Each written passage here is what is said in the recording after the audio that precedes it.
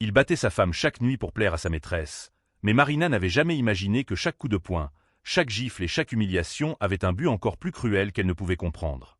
Le sang coulait au coin de sa bouche tandis qu'elle se recroquevillait sur le sol froid de la cuisine, écoutant les pas lourds de Ricardo s'éloigner vers la chambre. C'était toujours ainsi. Toujours à 22 heures précises. Comme un rituel macabre qui se répétait depuis 3 ans. « Pourquoi tu ne meurs pas tout de suite » cria-t-il avant de claquer la porte.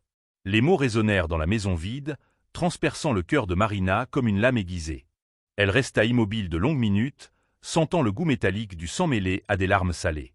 Ses voisins s'étaient déjà habitués aux cris. Personne n'appelait plus la police. Personne ne se souciait plus. Marina se leva lentement, tenant sa côte qui pulsait de douleur. À 32 ans, elle paraissait 10 ans de plus.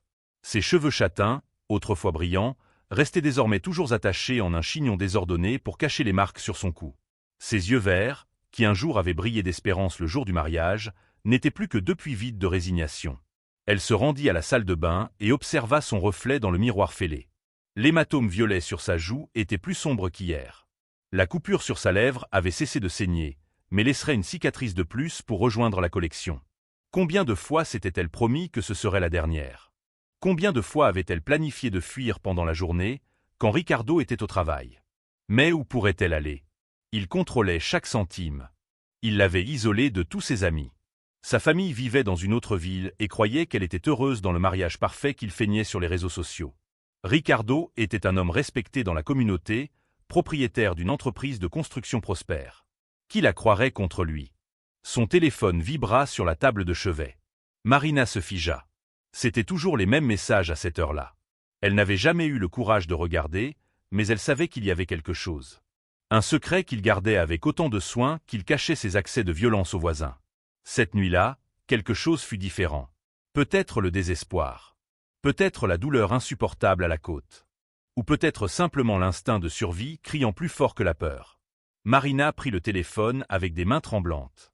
L'écran affichait des dizaines de messages de quelqu'un nommé Bella. Les plus récents firent s'effondrer le sol sous ses pieds. « Mon amour, as-tu réussi à la frapper aujourd'hui? J'ai besoin de savoir qu'elle souffre. Ça m'excite autant que nos rencontres. » Marina continua de lire, hypnotisée par l'horreur. « Quand elle sera complètement détruite, tu pourras te débarrasser d'elle et nous serons ensemble pour toujours. » Les pièces du puzzle commencèrent à s'assembler de façon terrifiante.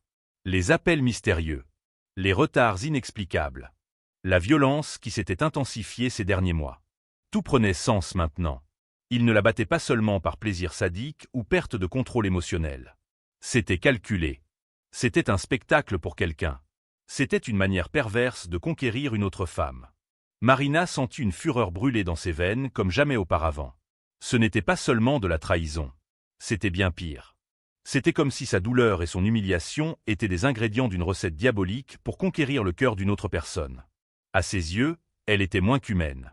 Elle n'était qu'un objet de divertissement. Ses mains cessèrent de trembler.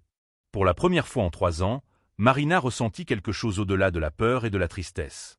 Elle sentit la détermination grandir comme une flamme dans sa poitrine. Elle photographia rapidement les messages les plus compromettants et effaça l'historique de consultation. Ricardo ronflait dans la chambre, satisfait après une nouvelle nuit de divertissement. Il n'avait aucune idée qu'il venait de réveiller une bête endormie. Marina savait qu'elle devait être intelligente. Elle devait être patiente.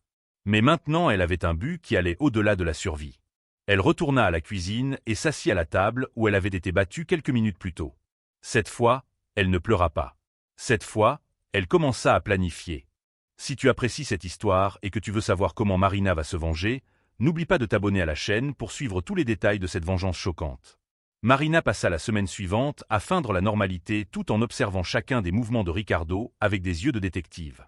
Pendant la journée, lorsqu'il partait travailler, elle fouillait discrètement dans ses affaires à la recherche d'autres indices.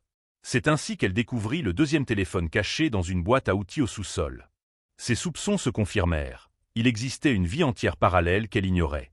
L'appareil était rempli de photos intimes avec une femme blonde aux yeux bleus. Bella Rossi découvrit Marina à travers son profil sur les réseaux sociaux.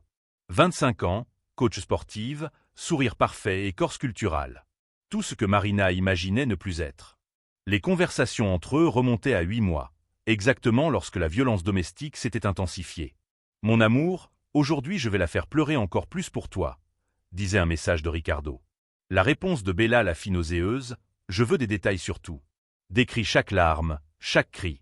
Cela prouve que tu m'aimes plus que tout. Marina dut retenir un tôt le cœur en lisant ces mots. C'était un jeu pervers où sa douleur nourrissait la passion des deux. Mais il y avait quelque chose d'encore plus sinistre. Bella n'était pas seulement une maîtresse ordinaire. À travers les messages, Marina découvrit qu'elle avait tout orchestré depuis le début. C'était Bella qui avait instruit Ricardo sur la façon de briser psychologiquement une femme. C'était elle qui avait suggéré les horaires fixes des agressions. C'était elle qui avait créé un manuel de torture émotionnelle que Ricardo suivait religieusement. Tu te souviens de ce dont nous avons parlé hier? Une épouse humiliée ne te dénoncera jamais. Elle se sentira trop petite et honteuse. Continue à faire exactement comme je t'ai dit. Lisait un message de Bella datant d'il y a 6 mois. Marina comprit qu'elle avait été manipulée par une personne qu'elle n'avait jamais rencontrée en personne. La fureur grandissait en elle comme une tempête. Pendant des années, elle avait cru que Ricardo avait des problèmes de gestion de la colère. Maintenant elle comprenait que chaque agression était soigneusement planifiée par un esprit diabolique qui ne vivait même pas sous le même toit. Bella utilisait Marina comme une poupée d'essai pour prouver la loyauté de Ricardo. Le jeudi, Marina suivit Ricardo après le travail. Il ne rentra pas à la maison. Il conduisit jusqu'à une résidence luxueuse de l'autre côté de la ville et se gara devant l'appartement 405. Marina observa de loin lorsqu'une femme blonde ouvrit la porte et l'embrassa passionnément. C'était Bella. Elle était encore plus belle en personne, et cela trancha le cœur de Marina comme un couteau. Mais ce qui la choqua le plus fut de constater que Ricardo souriait. Un sourire véritable, plein d'affection et de tendresse. Un sourire qu'elle n'avait pas vu depuis des années. Il traitait Bella comme une princesse, lui apportant des fleurs et des chocolats. Il la traitait exactement comme il traitait Marina au début de leur relation, avant que tout ne se transforme en l'enfer qu'était devenu sa vie. Marina resta dans la voiture pendant 2 heures, observant les fenêtres illuminées de l'appartement. Elle pouvait imaginer ce qui se passait à l'intérieur. Conversations affectueuses, rires, caresses. Tout ce qu'elle avait perdu et dont elle ne se souvenait même plus de la sensation. L'ironie était cruelle. Tandis qu'elle recevait des coups chaque nuit, Ricardo vivait une romance de cinéma avec une autre femme. Quand elle rentra enfin à la maison, Marina trouva Ricardo déjà sur le canapé en train de regarder la télévision. Il ne leva même pas les yeux lorsqu'elle entra. « Où étais-tu » demanda-t-il d'un ton ennuyé. « J'avais besoin d'acheter des médicaments, » mentit Marina, feignant la faiblesse. « J'ai très mal après hier. »« Parfait, » répondit-il avec un sourire sadique. « Bella adorait savoir que tu étais blessé. » Marina feignit la surprise. « Qui est Bella » demanda-t-elle innocemment. Ricardo se raidit une seconde, puis se détendit. « Personne d'important. Juste une collègue de travail qui aime les histoires drôles. » La réponse confirma tous les soupçons de Marina. Il ne ressentait pas la moindre culpabilité ni la moindre inquiétude à cacher la trahison. Pour lui, elle était devenue si insignifiante qu'il ne valait même plus la peine de mentir correctement. Elle n'était qu'une marionnette dans ses jeux pervers. Cette nuit-là, à 22 heures précises, Ricardo accomplit son rituel de violence. Mais cette fois Marina ne pleura pas. Tandis qu'elle recevait les coups, elle planifiait chaque étape de sa vengeance. Il avait totalement sous-estimé sa capacité à renaître de ses cendres. Après la séance de passage à tabac, Ricardo envoya des photos des ecchymoses à Bella, comme il le faisait toujours. Marina vit tout à travers le reflet dans le miroir du couloir. Il décrivait même les détails de ses cris et de ses supplications comme s'il s'agissait d'une scène de film. Mais il y avait un troisième téléphone que Ricardo ne savait pas qu'elle avait trouvé. Un vieil appareil au fond d'un tiroir fermé à clé. Et sur ce téléphone se trouvaient des conversations qui changèrent tout. Le troisième téléphone a révélé le secret le plus choquant de tous. Les conversations étaient avec quelqu'un appelé « Docteur » Silva, et les messages dataient d'il y a 2 ans. Marina faillit s'évanouir en lisant « Je confirme que la procédure a été réussie. Votre épouse ne pourra jamais avoir d'enfant après ce que nous avons fait. Le médicament que vous mettez dans sa nourriture tous les jours le garantit. » Marina courut aux toilettes et vomit violemment. Tous les rendez-vous médicaux auxquels Ricardo insistait pour qu'elle assiste. Tous les « vitamines » qu'il préparait avec soin au petit déjeuner pendant les premières années de mariage. Toute la frustration de ne pas pouvoir tomber enceinte qu'elle attribuait à des problèmes personnels. C'était un sabotage médical orchestré par son propre mari. Ses mains tremblaient alors qu'elle continuait à lire. Le docteur Silva n'était pas seulement complice, il était le partenaire silencieux de Ricardo dans l'entreprise de construction. Les messages révélaient des schémas de corruption, des surfacturations de travaux publics et même des menaces contre des employés qui questionnaient les irrégularités. Ricardo n'était pas seulement un mari abusif. C'était un criminel complet. Mais ce qui la dévasta le plus, ce furent les messages concernant l'avenir. Quand elle sera complètement détruite psychologiquement, nous simulerons un accident. Bella doit savoir que je suis capable de tout pour elle. Une veuve avec assurance vie est le cadeau parfait pour ma nouvelle femme. Marina s'assit sur le sol froid du sous-sol et pleura pour la première fois depuis des semaines. Il ne s'agissait pas seulement de violence domestique ou de trahison. C'était un plan pour la tuer. Elle était devenue un obstacle à éliminer afin que Ricardo puisse recommencer sa vie avec Bella en utilisant l'argent de son assurance vie. Cette révélation changea tout. Marina cessa de se voir comme une victime et se transforma en une guerrière se battant pour sa propre vie. Pendant les 15 jours suivants, elle élabora la vengeance la plus élaborée que son esprit puisse concevoir. Chaque mouvement fut calculé avec une précision chirurgicale. D'abord, elle créa de faux profils sur les réseaux sociaux et commença à approcher Bella. Elle faisait semblant d'être une femme célibataire nommée Anna Costa, intéressée par le personal training. Bella, narcissique comme elle était, adorait avoir une nouvelle admiratrice et commença à partager des détails intimes de sa vie personnelle. « J'ai un petit ami incroyable qui fait n'importe quoi pour moi », écrivit Bella lors d'une de leurs conversations. « Il frappe même sa femme agaçante pour me prouver son amour.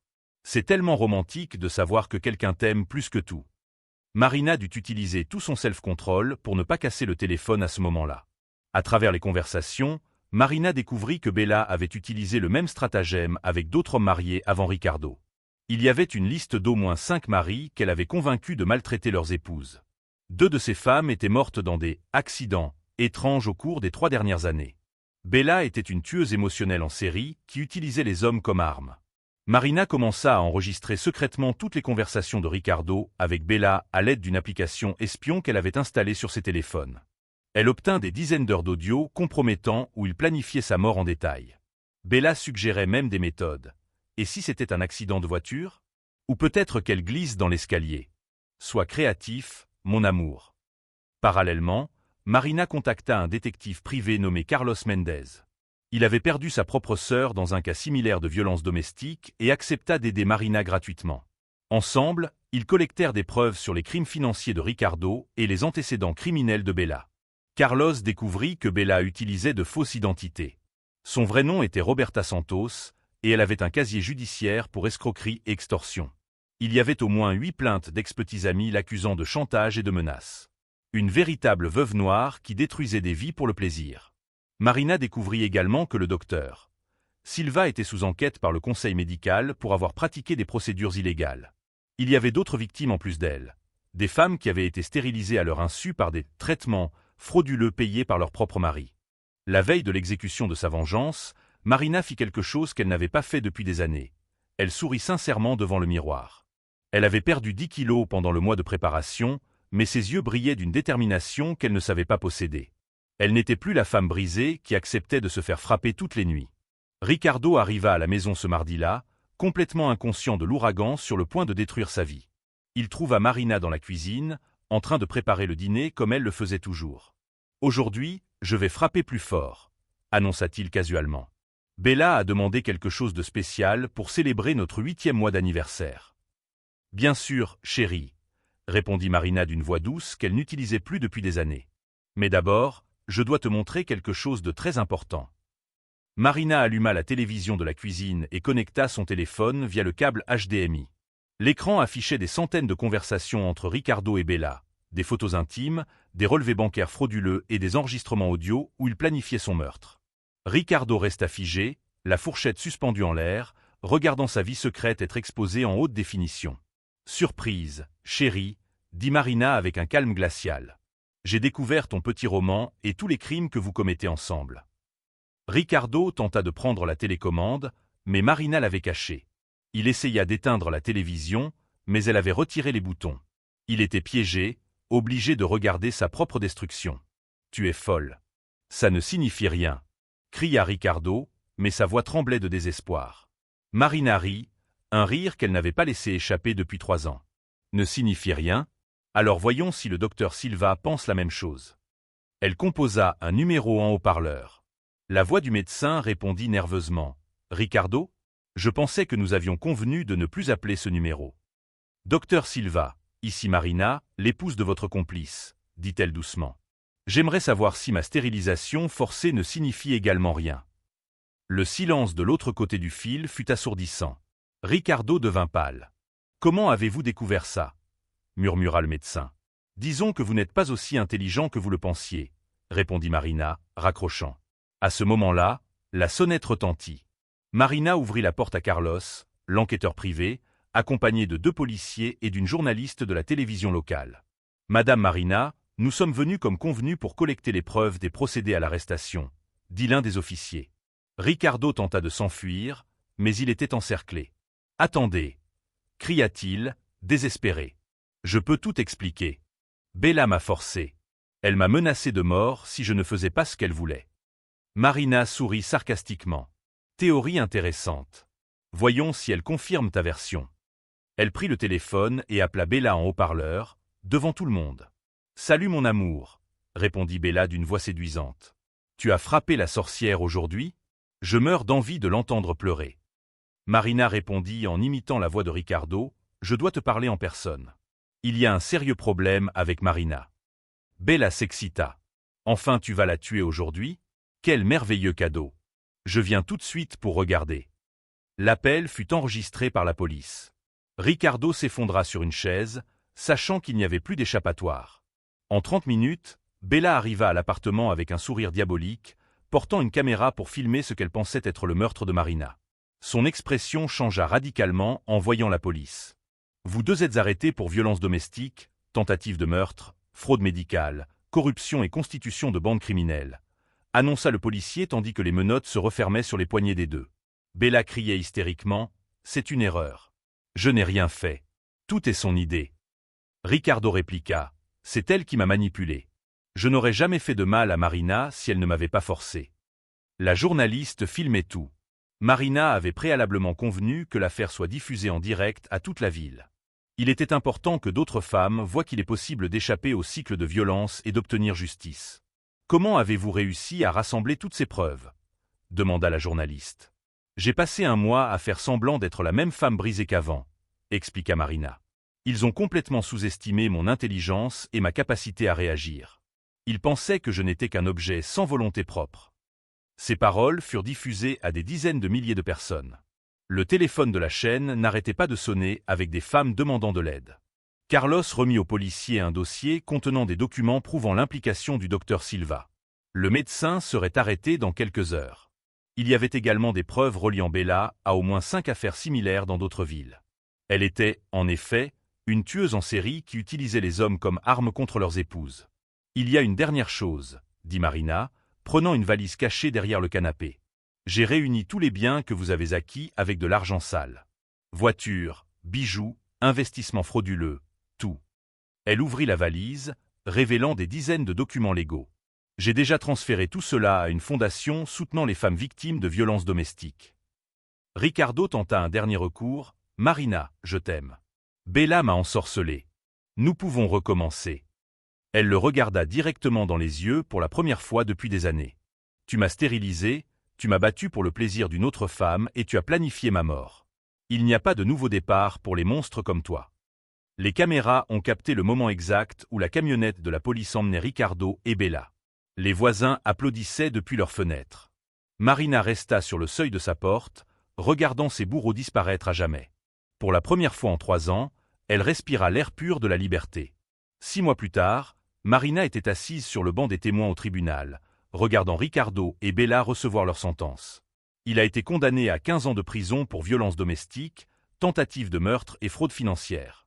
Elle a reçu 12 ans pour les mêmes crimes, plus 3 ans supplémentaires pour son passé de manipulation et la mort d'autres femmes dans différentes villes. Le docteur Silva était également jugé dans une affaire distincte.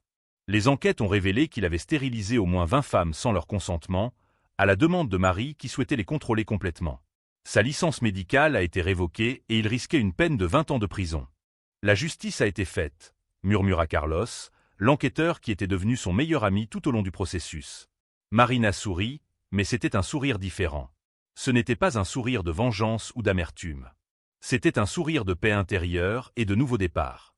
Elle avait retrouvé sa dignité et, surtout, avait sauvé d'autres femmes de passer par le même enfer. L'affaire a eu une résonance nationale. Marina est devenue un symbole de résistance et de courage pour des milliers de femmes dans des situations similaires. Elle a reçu des centaines de lettres de remerciements de femmes qui avaient trouvé la force de dénoncer leurs agresseurs après avoir vu son histoire à la télévision. « Tu m'as inspiré à sortir de mon propre enfer », écrivait une femme nommée Patricia. « Aujourd'hui je suis libre, et mes enfants aussi. Merci de m'avoir montré qu'il est possible de se battre et de gagner. » Ces messages réchauffaient le cœur de Marina d'une manière qu'elle n'aurait jamais cru possible. La fondation qu'elle avait créée avec les biens confisqués de Ricardo avait aidé plus de 200 femmes à échapper à des relations abusives. Elle recevait un hébergement, un soutien psychologique, une formation professionnelle et une assistance juridique gratuite. Marina avait découvert sa véritable mission dans la vie, transformer sa douleur en force pour les autres. Elle avait déménagé dans une petite maison confortable de l'autre côté de la ville. Tous les meubles étaient neufs. Toutes les murs étaient peints dans des couleurs claires et gaies. Il n'y avait rien pour rappeler sa vie précédente. C'était comme renaître complètement à 33 ans. Marina avait également commencé une thérapie avec une psychologue spécialisée dans les traumatismes. Ce fut un processus difficile mais nécessaire. Peu à peu, elle apprit à se faire confiance à nouveau et à faire confiance aux personnes autour d'elle. Elle commença à se faire de nouveaux amis, reprit des hobbies abandonnés depuis des années et redécouvrit de simples plaisirs comme lire un livre ou se promener dans le parc. La chose la plus surprenante fut de découvrir qu'elle était encore capable d'aimer. 6 mois après le procès, elle rencontra Daniel, un avocat spécialisé dans les droits des femmes qui avait suivi son affaire. Il était gentil, respectueux et, surtout, comprenait pleinement son passé sans la juger. « Tu es la femme la plus forte que j'ai jamais rencontrée », lui dit-il lors de leur premier rendez-vous officiel. « Ton courage a sauvé non seulement toi-même, mais des centaines d'autres femmes. » Marina fut émue. C'était la première fois depuis des années que quelqu'un la voyait comme une héroïne et non comme une victime. Ils commencèrent à sortir ensemble lentement, respectant pleinement le temps de guérison émotionnelle de Marina. Daniel ne la pressa jamais, n'éleva jamais la voix, ne montra jamais de signes de possessivité ou de contrôle. C'était tout ce qu'une relation saine devait être, basée sur le respect mutuel, la confiance et la complicité. 1 an après sa libération, Marina fut invitée à donner des conférences dans des universités sur la violence domestique et l'autonomisation des femmes. « Beaucoup de gens me demandent si je n'ai pas peur que Ricardo sorte de prison et vienne après moi, » disait-elle devant des amphithéâtres pleins. Ma réponse est toujours la même. Celui qui doit avoir peur, c'est lui. Je ne suis plus la femme qui acceptait de se faire battre en silence. Ces conférences étaient toujours émouvantes. Marina racontait son histoire sans romantiser la souffrance ni glorifier la vengeance. Son objectif était de montrer que chaque femme possède la force intérieure de changer sa propre histoire. Le premier pas n'est pas de quitter la maison. Le premier pas est de reconnaître que vous méritez l'amour, le respect et la dignité, enseignait-elle. Lors du 2e anniversaire de sa libération, Marina se fit tatouer au poignet « Renaître est possible ». C'était un rappel constant de son parcours et un message d'espoir pour d'autres femmes. Elle était devenue porte-parole d'une cause plus grande que sa propre histoire. Sa dernière apparition à la télévision fut mémorable. Lorsque l'animatrice lui demanda quels conseils elle donnerait aux femmes dans des situations similaires, Marina regarda directement la caméra. « Peu importe depuis combien de temps vous souffrez. Peu importe la peur que vous ressentez. Vous avez le pouvoir de changer votre histoire. La seule personne capable de sauver votre vie, c'est vous-même. Commencez dès aujourd'hui. » L'émission a obtenu l'audience la plus élevée de l'histoire de la chaîne. Marina avait trouvé sa mission de vie. Transformer la survie en espoir. Si vous vous êtes reconnu dans cette histoire et connaissez quelqu'un qui a besoin d'aide, n'hésitez pas à partager cette chaîne et à vous abonner pour suivre d'autres histoires de dépassement de soi et de courage.